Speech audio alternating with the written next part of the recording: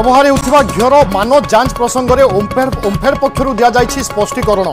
ओमफेड पक्षर कहुई कि घीर मान खूब भल खाइबा एवं पूजा घी संपूर्ण शुद्ध एक ओमफेड पक्षर स्पष्ट यार लैबोरेटरी टेस्ट होइथिबा कथा मध्य ओमफेड पक्षर कहुई एथिरे कौनसी प्रकार अपमिश्रण नाही एक ओमफेड पक्षर स्पष्टीकरण दि जाए।